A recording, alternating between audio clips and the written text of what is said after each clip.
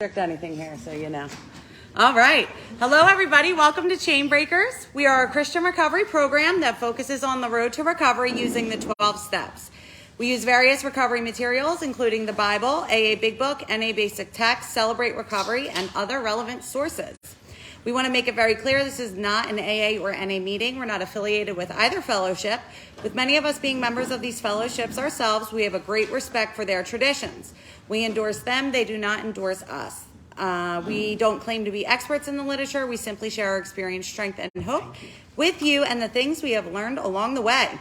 The Chain Breakers experience allows you to be changed, transformed, and renewed by God working in your life. As you work and study the 12 steps, you will step into the future that God has planned for each one of you. God has a good plan for your life. We believe that through the 12 steps and the power of Jesus Christ that we can be chain breakers. Amen? Amen. All right. Look at your neighbor and tell him, I'm a chain breaker. I'm a chain breaker. Aren't they so, like, that was like really anemic. Was it? Yeah. Look at your neighbor and say, I'm a chain breaker. I'm a chain breaker. All right, let's break some chains tonight. We will pass the basket for donations to help pay for weekly expenses, including free literature and Bibles we give to patients when bringing our meeting into treatment centers for H&I. If you're watching online and you would like to donate, welcome. We will put the give link in the chat that will take you directly to the church's donation page. Please just select Chain Breakers in the fund section. Every dollar helps, and we thank you for your contributions. Whether you can donate or not, we appreciate you being with us. Welcome everyone who is watching online. Let's give it up for our global family.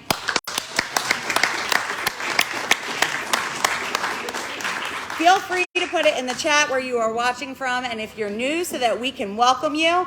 Also, please hit the like or follow button so you can get notified when we have our meetings, and hit the share button if you're comfortable doing so to help us share recovery and the gospel. We invite you to follow us on YouTube. Our Thursday meeting there is posted. It was Fridays, but Ange is really killing it up there. She's been getting it up before the end of the meeting. Let's give it up for our tech team in the back. They kill it too. All right. We encourage sponsorship. A sponsor is someone who will take you through the 12 steps. We also encourage you to get a list of phone numbers to help you build a support network. If anyone would like a list of phone numbers, could you please raise your hands? Anyone need phone numbers? All right. Where's Brian? I know you see me somewhere. Go ahead. What's your name? John. John. Brian, are you in here? Where's Brian? No? Did he step out for a second? Rob, do me a favor. Can you get me men's phone list? Yes. So we have, I'm sorry, what was your name? John. John? Pete? Pat. Pat? Okay, anybody else? Zach. And Zach. Welcome, guys. Let's give a hand. Pete, Pat, Zach, John. All right. That's easy. I got that all. Yeah. Okay. Do we have any newcomers or visitors to the group for the first time that would like to introduce themselves? Go ahead. My name is Austin, and I'm an alcoholic. Austin, welcome. Hey, Pete, welcome. Go ahead in the back. CJ alcoholic. CJ, welcome. Go ahead. Hi, I'm Vanessa, and I'm alcoholic. Vanessa. Vanessa. Love you, girl. Kenny, I'm alcoholic. Kenny, Kenneth. welcome. I'm Pat, I'm an addict. Pat, welcome. And go ahead. I'm Brandon, I'm an alcoholic. Brandon, welcome. Let's give a great big round of applause. Look at God. We got another one? Oh, you call your people out too? Yeah, you know I call people Yeah, me out. too. Go I would ahead. call them straight Go out. ahead. Hey, Stefan, all There's right. another one right there. Another one? Go ahead, call him out. We're going to have some fun tonight. What's I can your name, already sir? tell. Oh, Joe? Oh, No, in the no. back. I was talking to this What's guy. that? Oh, okay. Oh, there we go. Like I said, we're going to have some fun tonight. Joe's like, I've been here. All right. If you're willing and able to be a sponsor, would you please raise your hands and keep them up a moment? Okay, awesome. If you are in need of a sponsor, you can talk to one of these people after the meeting. You can also feel free to talk to either one of us. We'll be happy to get you connected with somebody. Any newcomers or visitors, if you would like someone to reach out to you, as we understand how hard it is to pick up that 1,000-pound phone, simply fill out the top portion of the card on the table and someone will get in touch with you. This is not a necessity, as we respect your decision to be anonymous. It's just an option there if you would like it. I know for me, like one of the most painful things as I'm trying to stop drinking and doing drugs is, I finally get the courage to go to a meeting and they're like, my sponsor, she's like, you got to call at least one person from this phone list every day. And it was like, that felt more painful than withdrawal sometimes because it was like, oh my God, it's like so awkward. So anyway, we'll be happy to reach out to you. It's just one of those tools, you know, one thing that we want to learn is our weaknesses. So if you know you struggle with reaching out, and, you know, fill out one of those cards and we'll get in touch with you and we'll help assist you in that area so you can get connected and get into fellowship. So let's see here. At the bottom of those cards on the table is a prayer request section. If you have any prayer requests, you can write them at the bottom of the card and place them in the baskets. And we have a prayer warrior group. It's a couple of prayer warriors here that are safe and confidential that are going to be praying for those requests throughout the week. You don't even have to put your name on it if you don't want to. We might not know who we're praying for, but God does, and we know that God hears and answers prayer here. So lastly, if you want to get involved, the commitment sign-up sheet is at the front table. Just put your name down. And if you don't want to get involved, you know what we say here at Chainbreakers, get involved anyway. All right, my name's Angelina. I am a recovered, redeemed addict and alcoholic and child of God. And I'm really excited for tonight. We've been able to connect, and we've actually, I think, Zach, have talked throughout the last 2 years via email. Firm Foundation Recovery. We have Matthew here. He's going to be sharing his story in just a moment. But what's really cool is, you know, we're one body and we get to all work together as a body to reach as many people as we can for Jesus Christ so people can be free from drugs and alcohol, you know, and it's not just about abstinence. If that's your goal, you're selling yourself short, right? God says that I came that you might have and enjoy your life in abundance to the full. And we're all about abundant recovery, and I know that's what they have over at Firm Foundation. And so I am really excited tonight. I'm sure Matthew will share a little bit about that too. Feel free to do so. With that, I'm going to hand the floor over to Matthew. Can we please give him a great big Chainbreaker welcome?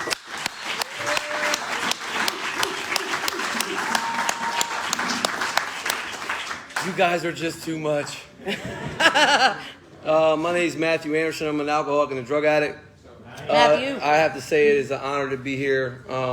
It's just one of the assignments that God has given me is to carry his message all throughout the country and actually internationally sometimes. And it is an honor. Like I remember in the beginning when I was still using and still caught up in the grips of this thing. And I remember thinking to myself driving and I seen like visions of what God had for me, you know, like a lot of you have. Like we seen it as we were kids, you know, but I seen this vision. I knew that he had something for me to do, but I just didn't understand what that was. I knew it was talking to people. I knew it was to teach and carry the message, but I had no idea how to get there. And then someone told me, Matt, there's nothing you have to do. And I have done absolutely nothing to get here. God has taken me places that I absolutely could not have gone by myself. So it's very important for us to communicate with each other in the form of common problem and common solution. Because if I just told you how spiritual I am and how God is present in my life and how beautiful things are in my life today and how I pray and meditate and all the things that I do for other people and how I'm in service and, you know, what I've dedicated how I dedicated my whole life to God, if I told you just that stuff, you would have no idea that I was like you to begin with, you know. So it's important for me to talk about the common problem. So I'll be not too brief, but I'll be as brief as I can with that. And I'll just say this. My brother Joey coming up in Newcastle, Delaware. I've actually been in Florida the last 7 years. So I just want to say that I grew up in Newcastle, Delaware. And in Newcastle, Delaware, it was just like I come from that last age of like rumblers. You know what I mean? Like I rumble. You know, I fight. All my brothers fought. And like all we wanted to do was like fight the other neighborhoods, and everybody was just fight. Everybody wanted to be the great fighter. And my brother Joey was that guy, you know. And I loved my brother Joey and I always looked up to him. And I'm the youngest of 4 brothers. And my brother Joey was like the man in the neighborhood, you know. And I wanted to be like Joey. And I didn't know I wanted to be like Joey until something very, very profound happened in my life. And what had happened was, I was walking around, and you know, we go trick-or-treating. I don't know how it is and where you guys grew up at, but around my way, it's kind of like a little outskirts of the hood in the inner city. And people used to go around and snatch candy bags, you know, on Halloween. So I had my candy bag and I rolled around. I always kept a pillowcase because I was going to fill the pillowcase up. And I got my pillowcase and I remember walking down the street and I remember this guy came. It was a whole group of people and they came up, older kids, and I knew what time it was. So I wrapped my candy bag around my arm and I was just waiting for them to snatch because ain't nobody going to snatch my candy bag, you know? And they snatched my candy bag. And they was swinging me around and I wouldn't let go of it. And finally I let go of the candy bag and they ran off. And I remember going to this older kid who I knew from the neighborhood I thought was cool. He was like really tall and it was a big redhead kid. And I was like, yo, man, he took my candy bag. Can you help me? And he was like, yes, you know. And I was like, cool. So I'm marching down the street with the big redhead guy. You know, I don't know his name. And we're just marching down the street and we see the group of gentlemen that snatched my candy bag. And I ran up to him and I was like, yo, where's my candy bag? And I look behind me and dude's gone, right? But I'm like, where's my candy bag? And they all started to whisper to each other and talk to each other. And then they came up to me and I heard them say this, that's Joey's little brother. And they came up and they gave me my candy bag back. And now I'm feeling, you know, I'm a kid. So I'm excited for that. I'm like, yeah.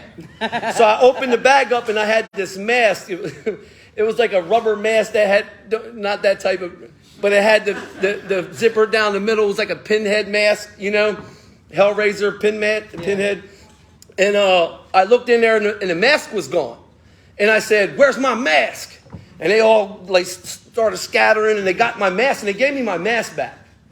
Two of them guys followed me home. And when I got out of my friend's house, because, you know, mom and dad had, you know, if you went trick-or-treating with each other, your mom and dads had to check the candy, right? I know now that they just wanted the good stuff, you know. But they checked the candy, you know, because that was a thing back then. People were putting razor blades and drugs and things like that in candy, so parents always checked the candy bags. And so I get my candy bag checked and I go outside, and these two gentlemen are sitting outside and they're waiting for me. And they got on their knees and they said, please, please don't tell your brother Joey. And I don't know what that was, but I wanted that. That sounded amazing to me. The feeling that I had from that. And I was like, I want people to know me like that. And I didn't know that was fear. I thought that was respect. I didn't know the difference back then. I was a child. So on through the years, I continued to try to, you know, follow Joey's lead. I'm a thief by trade. I stole absolutely everything. And I have to tell you that in my household, back in the day, they called it, well, now they call it child abuse, but back in the day, they called it discipline in the home, right? And my dad was extremely violent. My dad was really, really violent. I know like some kids got beat or whatever, but my dad was like really over the top. Loss of control, you know, the grit in his face, mom at the door begging him to stop, you're killing him. Like that was a daily thing for me. That was a daily process that I had to walk through every day. Is like trying to get, I already had 3 older brothers and I had to get through their friends without getting my butt whooped, you know. So it was difficult, but I knew that I was going to get it from my dad, you know. That was just like a very, you know, difficult time. And I lived in fear, you know. I wanted to get out of the house. I wanted to do things, but it never stopped me from doing nonsense. Anyway, so just to give you a little background, I hated my father. I hated my dad. Me and my brothers we used to plot with my friends and, you know, find ways to hurt my dad. I'll just say that. I wanted to hurt my dad, you know, and because I never could beat him.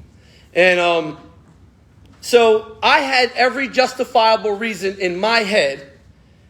I'm talking about as a kid. This is before drugs and alcohol ever came to play. This is how I feel, not just me, but if you'll relate, and how we all may have put our spirit to sleep. So as I heard that thing, you know, like I hated my dad. I had every justifiable reason to take anything from him, including his life, I felt. But I would go to he had this little gray thing, this little metal gray thing, and he kept money in it. My dad was a general contractor. Either that or he worked at GM.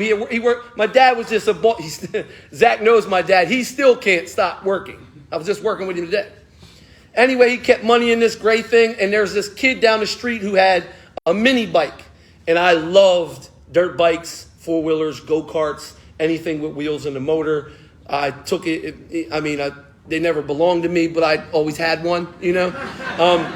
So this guy Wayne had a mini bike down the street, and he was selling it for $80. Now, $80 was a lot of money back then, you know, but it was achievable to me. I knew my dad kept money in there, so I went to the gray thing and I opened it up, and we can all, the book, the literature in the AA book tells us that deep down in every man, woman, and child is the fundamental idea of God. Yeah. And this was the fundamental idea of God. I remember clearly, like it was yesterday, I heard that sound when I went to go open that gray thing, and it said, don't do that. It was loud inside of me. They called it our conscience. And it wasn't because of the consequences, because I knew that I was going to get my butt whooped no matter what. So I wasn't afraid of consequences, obviously, because I continued to do harm to other people and do things in the neighborhood that I really didn't care about. But what was that? What was that thing that every time I started to do something wrong, it was loud and almost audible in my soul and was like, don't do that. Remember that? And I ignored it. And I took a 20. And I took it to my brother. And I was like, yo, look, I got $20. He was like, cool, we'll cut grass and get the rest. And I was like, I'm not cutting nothing. I'm not cutting nothing. I went back and I peeled 20 after 20 until I got to the 80. And I went to Wayne's house. And I'm talking about every time I took it, I'm feeling guilty, ashamed, horrible. Like it is loud inside of my soul. If whatever you did, rather with sexual thieves or whatever, you know, I don't know what you guys did, but you did it, right? Because you here, you did it. So I was in this spot, like I knew it was inside of me. I knew something was yelling, but I just kept trying to ignore it because in my head, I'm like, I hear it, I feel it, but, you know, forget about my dad. Like I hate him. What is this? So I go to Wayne's house, and as I'm going to his house, I feel that it's really deep in my soul. And I go to his mom, and his mom says, well, we got a contract for you to sign. And I'm like, contract? You know?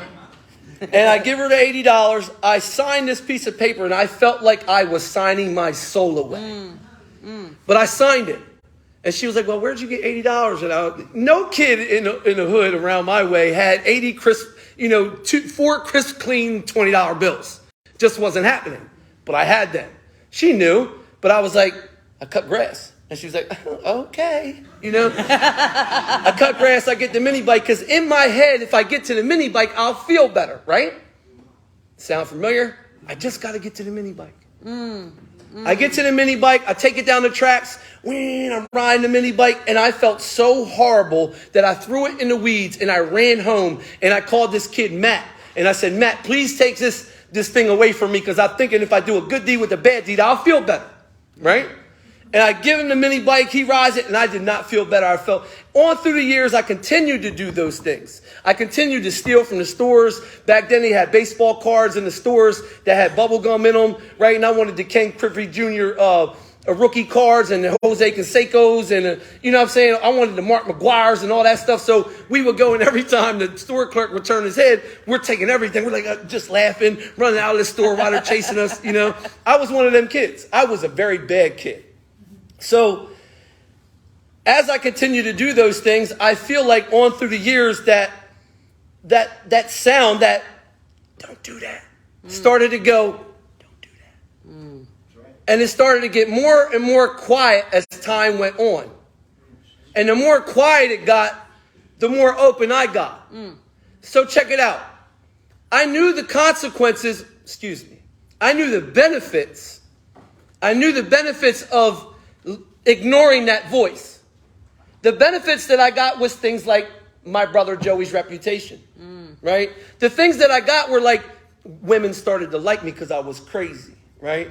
The things that I got were like material things and you know, communication with other people, and other people started. So I liked that stuff. I wanted that stuff. So the more I ignored that spirit, that thing that said don't do that, the more of that I got.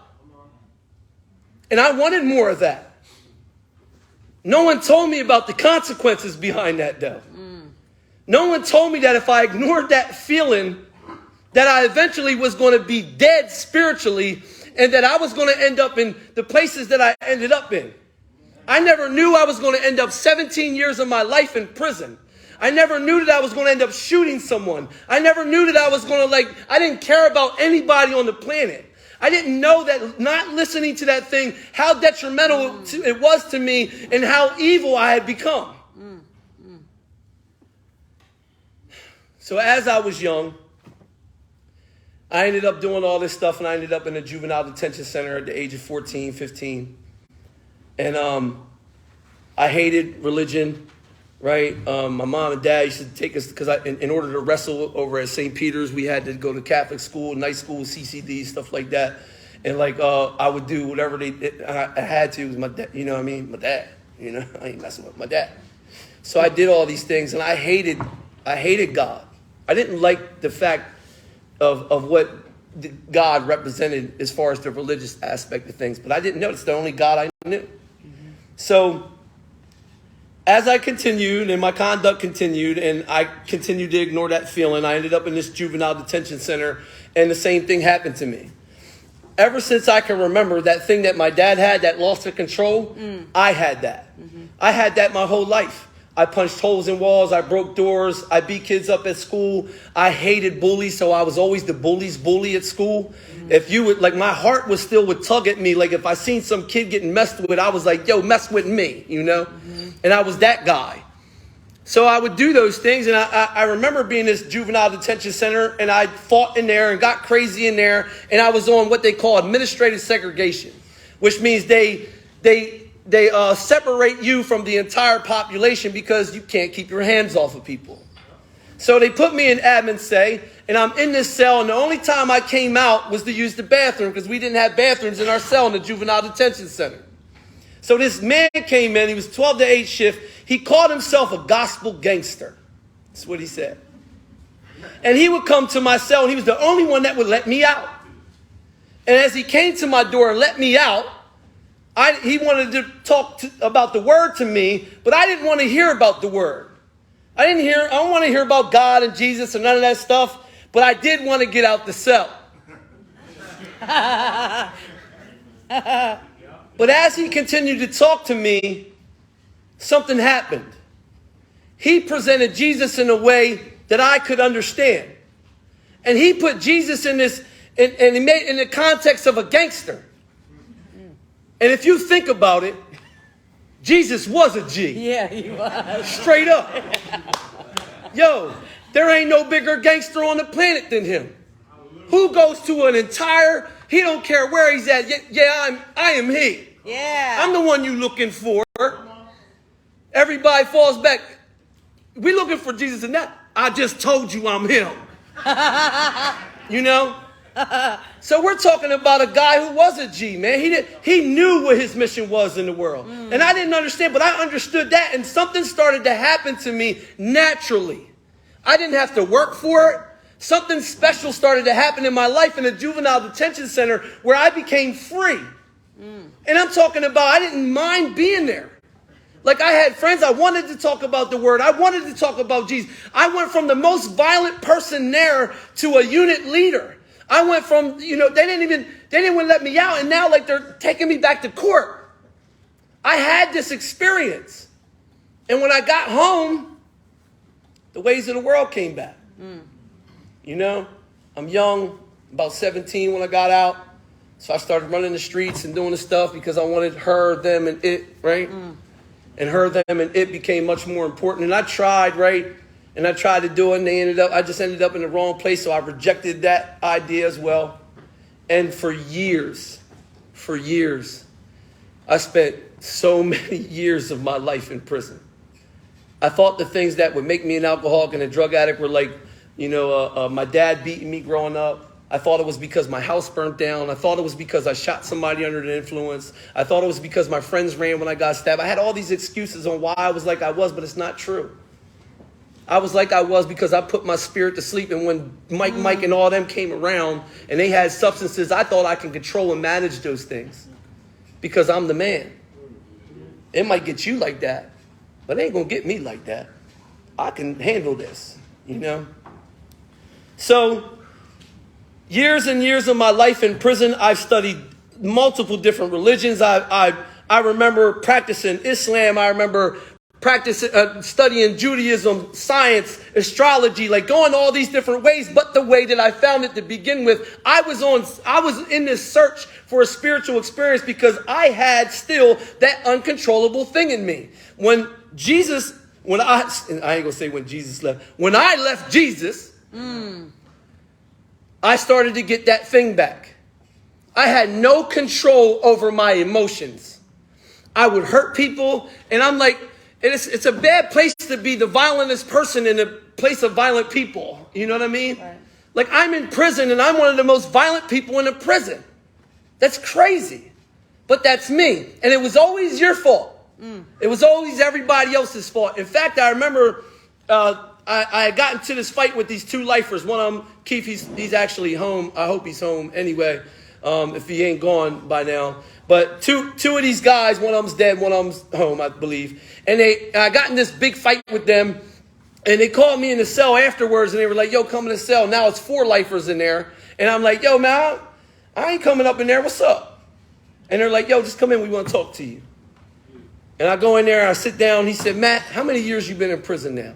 And at this time, I was about 21. I had already spent like 3 or 4 years of my life in prison at that time. And I said, about 3 or 4 years. And he said, how many fights you been in? And I started to think about it, and I was like, I don't know. Because I was fighting all the time. And he said, I've been in jail 22 years, Matt.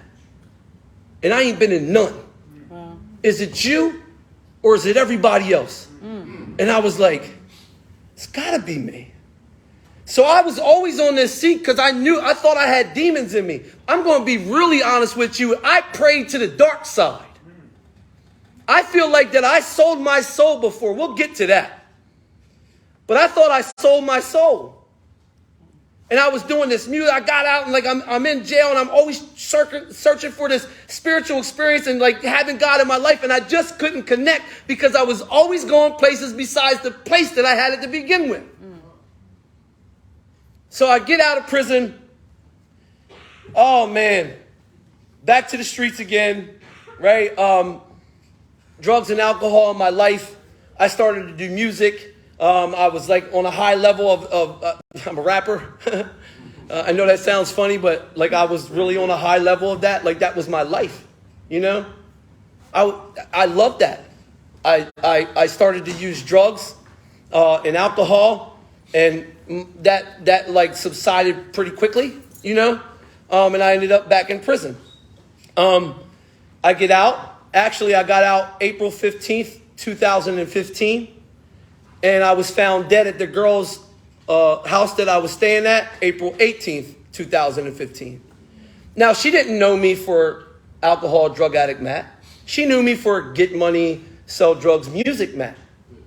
Check it out. I'm not talking about I OD'd and I was still breathing. I'm talking about I was gray, not even blue. Flatlined.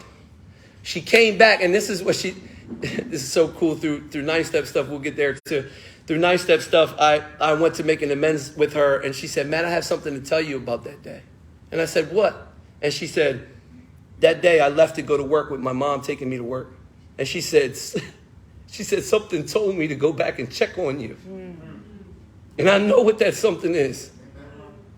I know today what that something is. I died so many times after that, I lost count. I've been dead at hospitals from Cooper Union in Camden, New Jersey. I've been dead in North Philadelphia. I've been dead at Christiana. I've been dead I don't know how many times at Good Samaritan in West Palm Beach. I've been flatlined at all of them. I had given up. I tried absolutely everything to stop. I tried women. I tried moving away. I tried to wife the therapist. I thought that was going to be a good idea. She said, we got to change your therapist. And I said, why? She said, because I'm attracted to you. I said, no, you don't. Girl, save me, you know? I tried money. I tried education. I tried to study stuff. I tried moving away. I tried just smoking weed, just drinking. I even tried a Corona with a lemon instead of a lime. Yo, listen, I even tried to have a kid to stop. because I heard women talking about their kid and fathers talking about their children. And I was like, yo, maybe that's what's going to do it for me. I had lost all control of myself. I would wake up and not know what I did that night. I knew I didn't want to do those things when I woke up, but at nighttime something happened to me. I fought a long way, man, to get to certain points. So anyway, after dying so many times, I had my girlfriend who was Crystal Ann Lachette. God bless her soul. She passed away about 6 years ago. She tried one more time. And we went down Florida together. And I went down Florida because I was like, I'm just being really honest. When I went down there, I had no idea that I was going to get sober. Like I wasn't trying to get clean and sober. Like I just didn't want to go to jail again. I'm a 4-time violent convicted felon in the state of Delaware, and I knew if they had me up at all, and I had no control over me. So I know your behavior might be different. So don't disqualify yourself if you think I'm not that bad. And that's not it. We'll explain in a second. Yeah. But it's not the behavior that makes me an alcoholic and a drug addict. It's the allergy. Yeah. My behavior's wild, obviously, I go crazy. You might snip your wife's purse or something like that. Doesn't matter. What makes me an alcoholic is that physical factor where I pick up and something happens to me that doesn't happen to a normal person. Right. Something happens to me where I had the inability to stop. I cannot stop.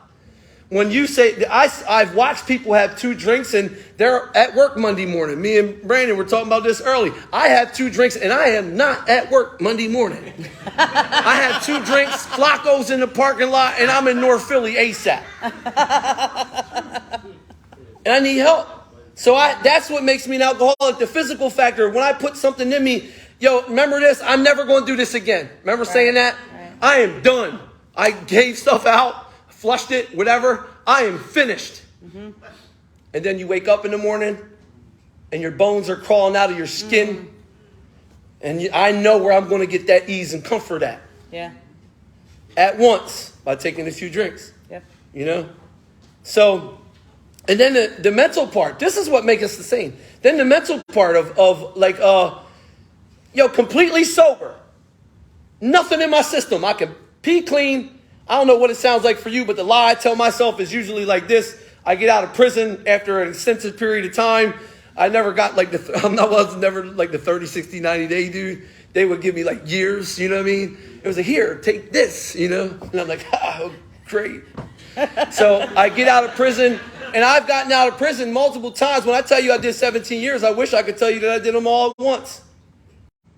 It wasn't. I would do 5, get out, try again, and briefly try again and be back for years. Get out, briefly, bam, out again. I'm talking about years. I couldn't stay out for a couple months. You know how difficult it is to go to years in prison and come out and then go back for years in prison in a month? I had no control. So usually what happens is I tell myself something like this.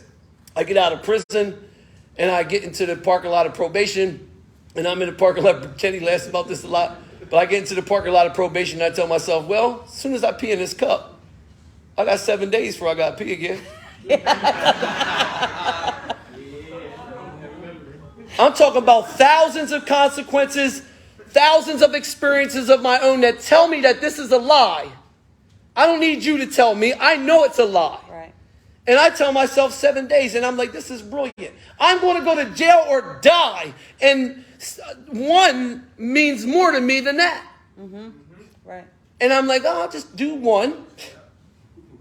I'll get it prescribed, And then I get a prescription that says 3 a day, and I'm like, 3. 12:01, 3. What's the use? 3. I won't do nothing tomorrow, I swear. And then my PO is like, let me see the bottle. I'm like, well, I don't know where it fell in the milk, You understand what I'm saying? Completely sober, I tell myself the strangest stuff in order to start again. Which, takes the process all over again. So anyway, I'm in Florida, and I only went down there because I knew that I was either going to die or spend the rest of my life in jail. And I figured, this is our alcoholic minds, right? My drug addict self says, well, you know what? If I go to Florida when I get a charge, it wasn't even if, because I know my behavior. Right. When I catch a charge, I might make it home, you know? And I went down there for that reason. Her and I went down there together, and this guy came in to the rehab. Old, bald dude from Georgia. He's black. He's never went to prison in his life, right? We look and or have nothing in common. We don't look alike anything. And that man saved my life. I identified with him when he started to talk about the allergy, when he started to talk about the mental and the physical part of what happened to him.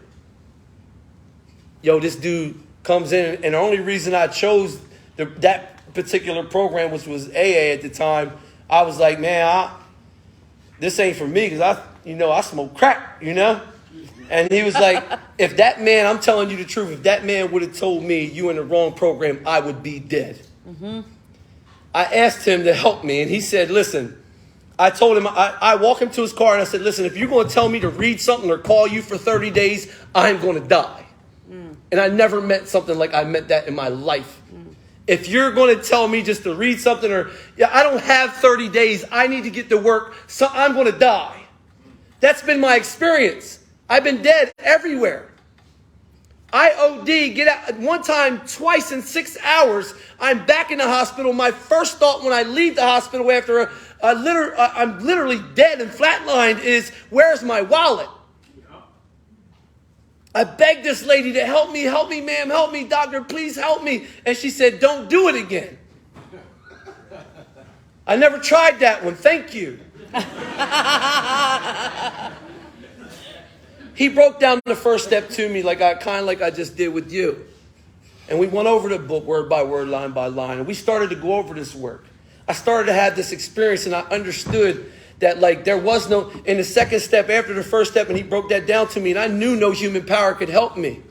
In the second step, it says, God, I came to believe that God could restore me to sanity. I didn't even know what the insanity was. The insanity isn't that I lost a job or my girlfriend or something like that. The insanity is 7 days when I'm in the parking lot of probation. Right. In fact, it just happened to me a couple years ago. I'm on my way. My ex lives in North Jersey. Are we in North Jersey? Yeah. She lives in North Jersey, so I was driving to her house, and I got to go past two places. Either I got to go to Camden Way, or I got to go North Philly way. And I love those places. They ain't my spots. And I chose the Camden way. And a thought occurred to me, and it said, bag of dope would be nice. And my very next thought was, I'm not trying to curse, but Ish, you'll be dead tonight. That was my very next thought. And I was like, God restored me to say, I'm like, yo, thank you. And I started cracking up, because that's the truth. A bag of dope would mean I'm dead tonight. Mm-hmm. That's what it means. Mm-hmm. God had restored my sanity. Check it out. The rehab took Crystal and I to a church. My friend Eddie Mahan, who's dead, he got murdered, but he also had what we have. And he was like my brother, man. And he had just got murdered, and her and I were at this church. And I'm not like a church guy, you know. I didn't think, I had given up on the God idea, I promise you. And I was like, I chalk this up. And they took us to this place called Christ Fellowship in West Palm Beach, Florida. And I go in there, and the only reason I went there is because I wanted to get out of the rehab. And they took us into this place, and I'm holding her hand, and this dude's, and the message, his name was Pastor Daniel, man. And Daniel gave a message on counterfeit. And he started to talk about all the avenues that I had this place is packed with thousands of people. It's a mega church. And thousands of people were in the room. And he started to explain all these avenues that were false. All the avenues that I tried to get back to him. And he was like, don't fall for the counterfeit. And I was like, my mind was blown. And that dude spoke through that dude directly to me. Yeah. I felt it. Every fiber of my being knew that God was speaking to me. And I had Crystal's hand, and I just started bawling. And she said, what, Eddie? And I said, yeah, but because this is what rang in my head. I remember being locked up with Eddie. We got in this big fight and we were both locked up in turnkey. And I remember Eddie telling me, Jesus is the truth, Matt. Yeah. That's what he told me. And that rang in my head.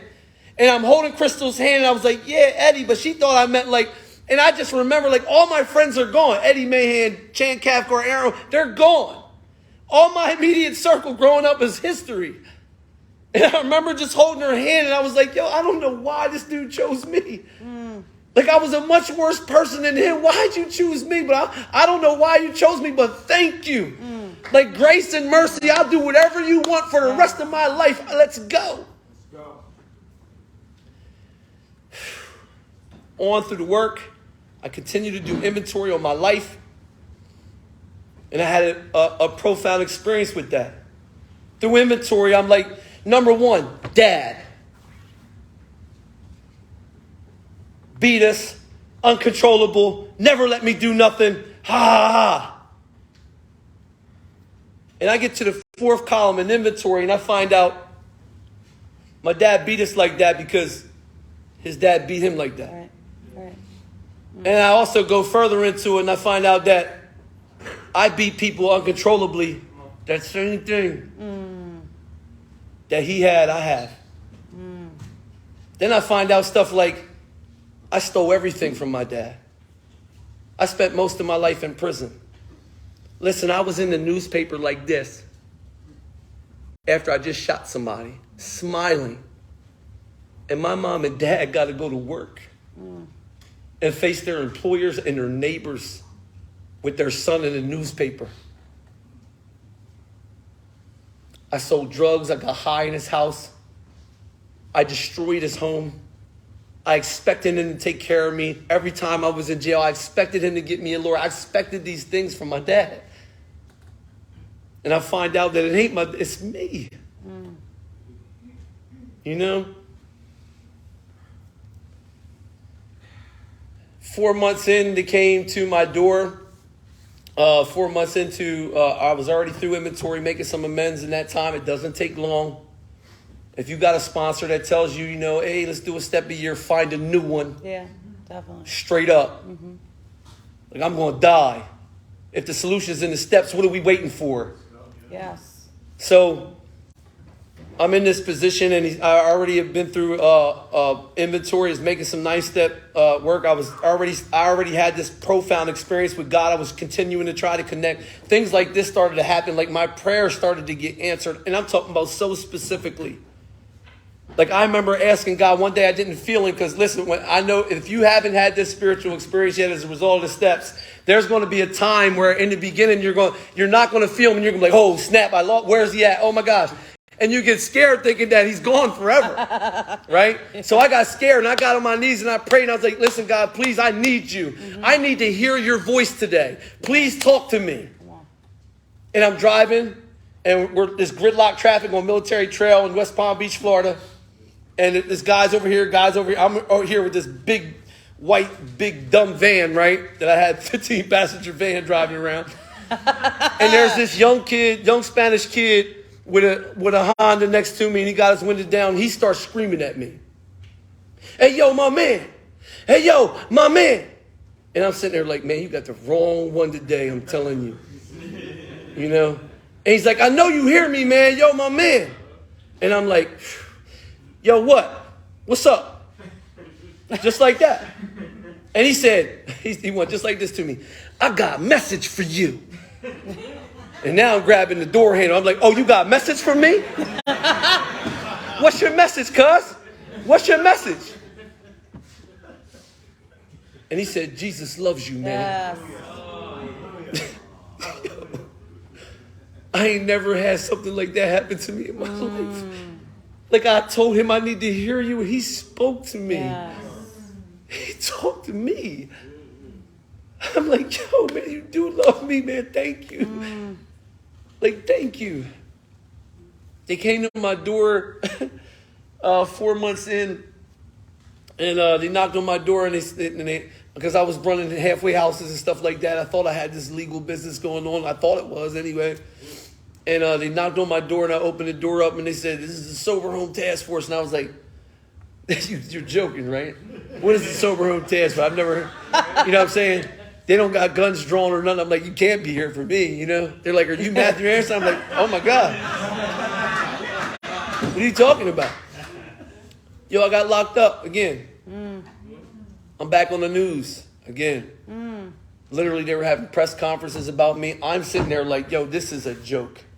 Because I've been in jail all my life where, like, if you go to court and there's cameras and stuff everywhere in the courtroom that you're about to go into, then somebody in the cell with you got a body or something like that, you know? So I'm thinking, I start laughing. I'm like, yo, one of y'all got a body, huh? And they go, the CO, she said, "Oh, no, hon, they're here for you." And I was like, yeah, right. I walk in the courtroom, click, click, click. I'm like, oh, my God. This can't be happening to me again.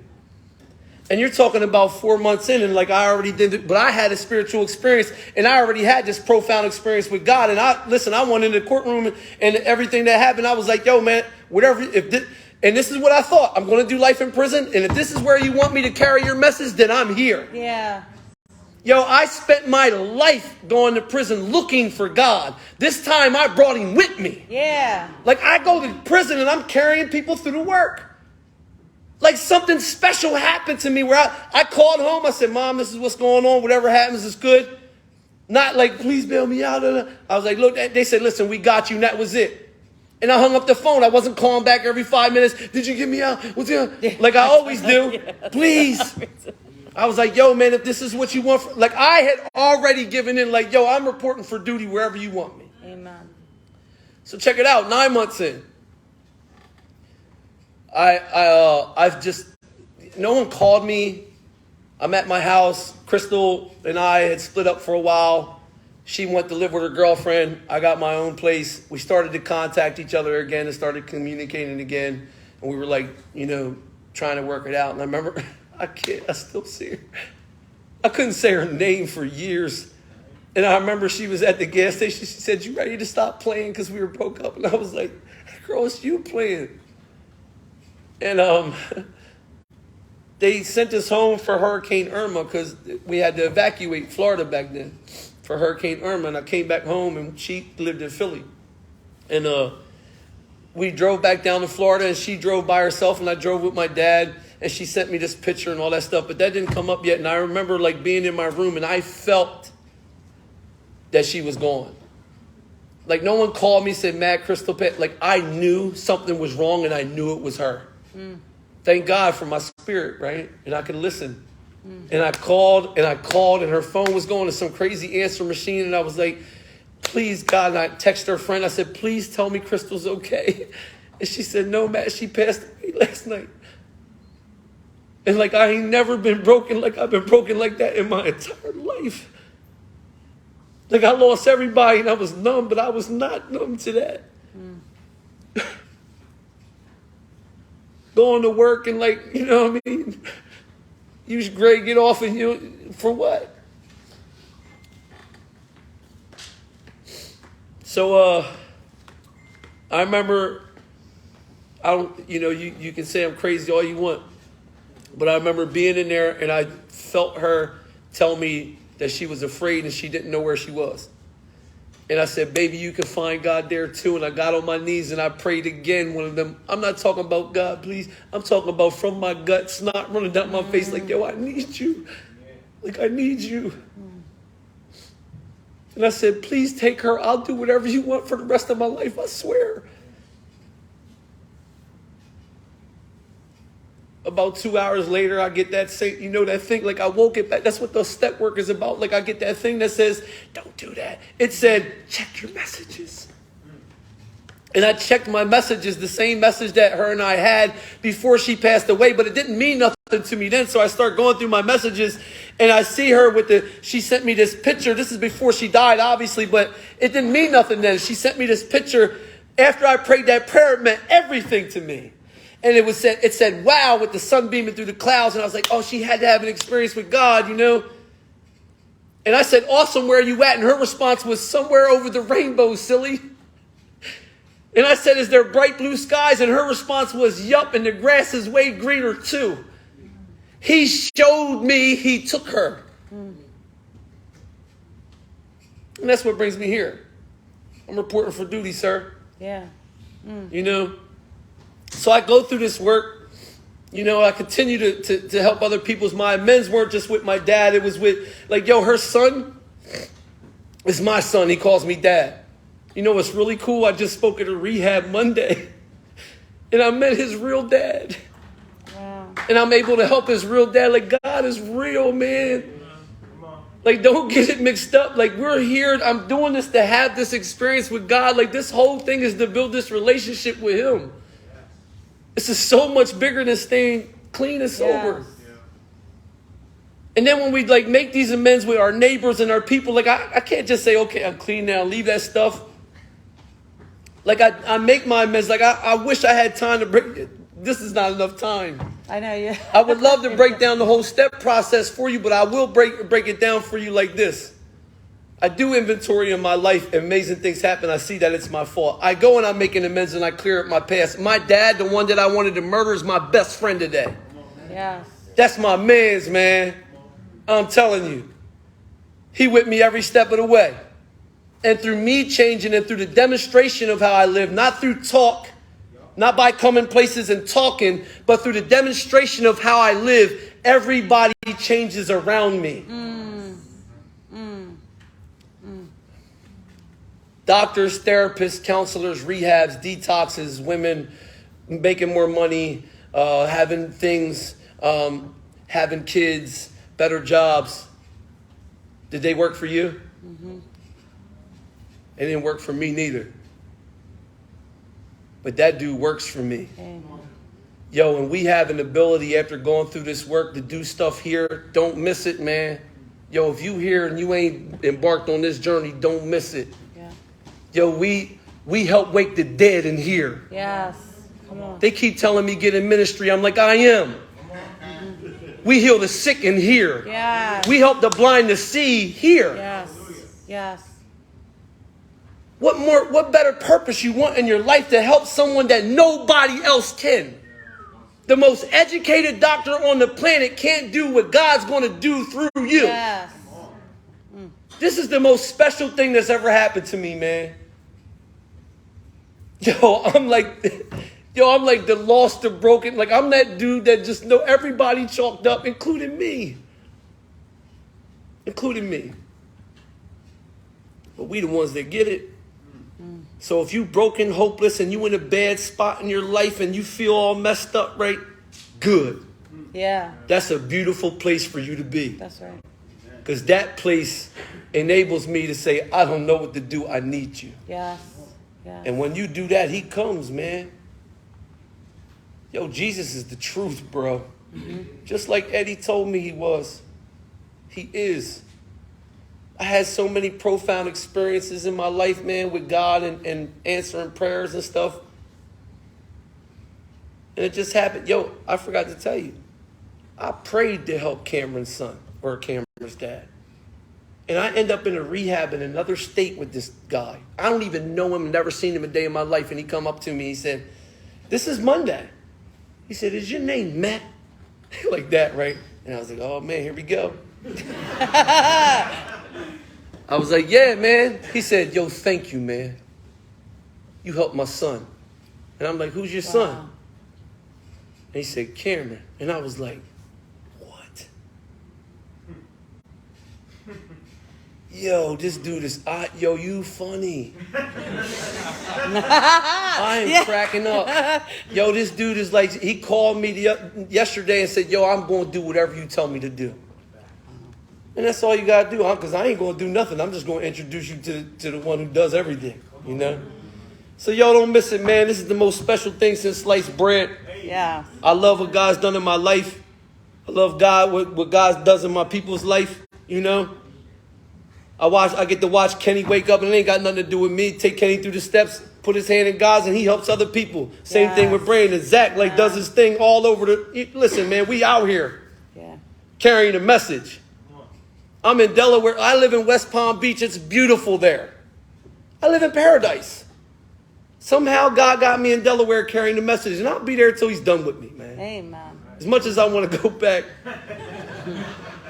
Yo, remember, man, I made that prayer, man. Yeah. You know? So I'm honored to be here, man. And when I tell you I'm honored to be here, I mean that. When I tell you these things, like, this is the truth. There is no lies. I don't talk this stuff and then walk it different out here. Right. This is my life. God can change and save anybody. Amen. Anybody. Yes. But when he does change and save you, he's going to change and save everybody around you. Yeah. Listen, man, I love being here. Thank you guys for inviting me out. God bless you and have a good night. Amen.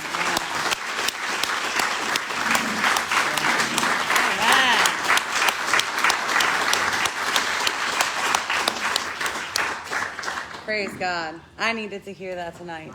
Thank you so much. And you know, and if you're in here and you feel like you don't know if there is a way for you, maybe he did it for Matthew, but he won't do it for me. Maybe he did it for you, Angelina, but he won't do it for me.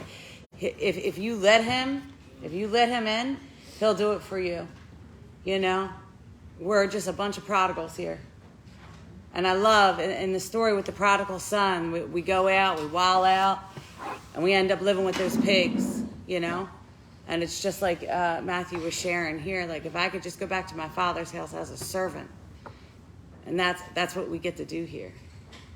And it's in, you know, I always thought the same thing with Matthew, the money, the relationships, this, that, if I could just, you know, get out here, you know? I wanted everything to serve me so I could be okay. And who would have known that, you know, if we just surrendered to God and let him use us, that we get to serve others. And in that's where the fulfillment is, man. The drugs aren't going to fulfill you. The relationships aren't going to fulfill you. But God will. You know? And we feel like we don't know if there's a way. But Jesus says, I am the way, the truth, and the life. And no one comes to the Father but by me. We're powerless, right? That means that we have no choice because of that allergy and that obsession that Matthew talked about so profoundly.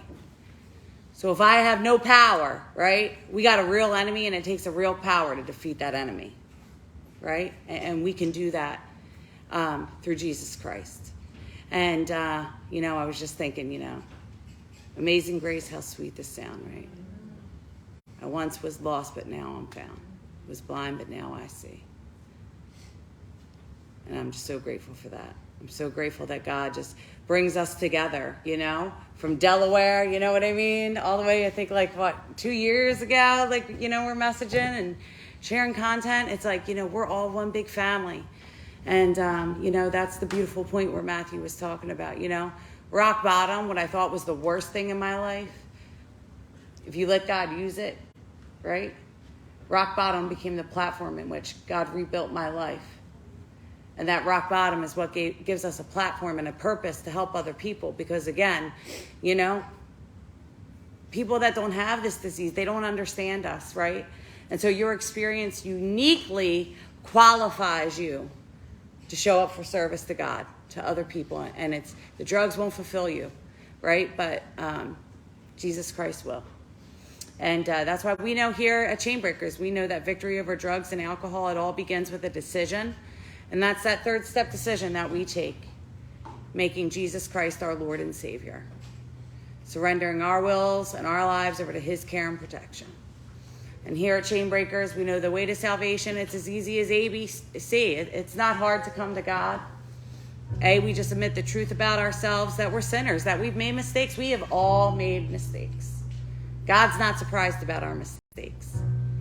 We believe that God did something about our sin, about our mistakes and all our failures and all our shortcomings through his son Jesus when he died on that cross so we could be forgiven.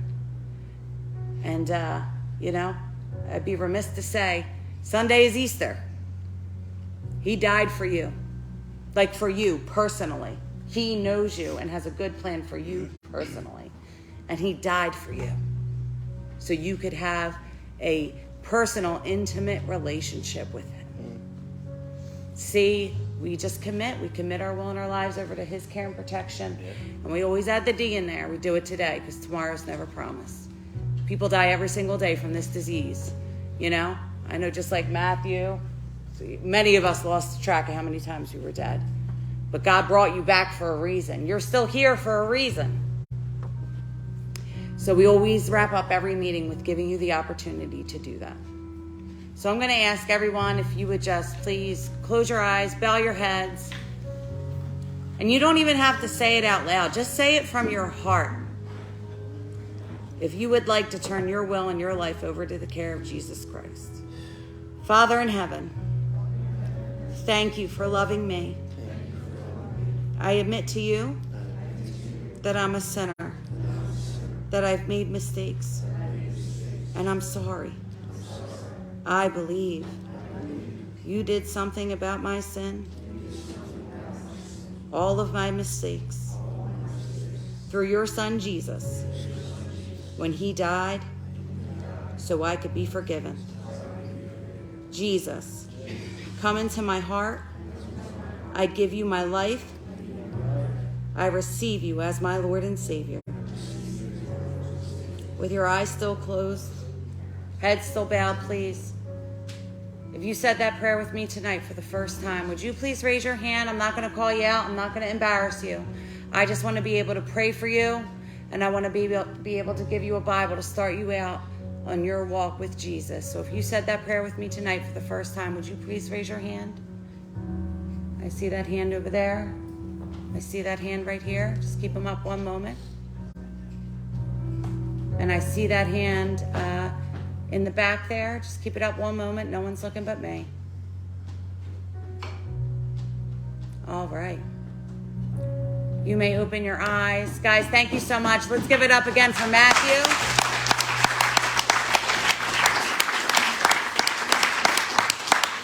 And let's give it up for Jesus, the one who breaks our chains. Absolutely.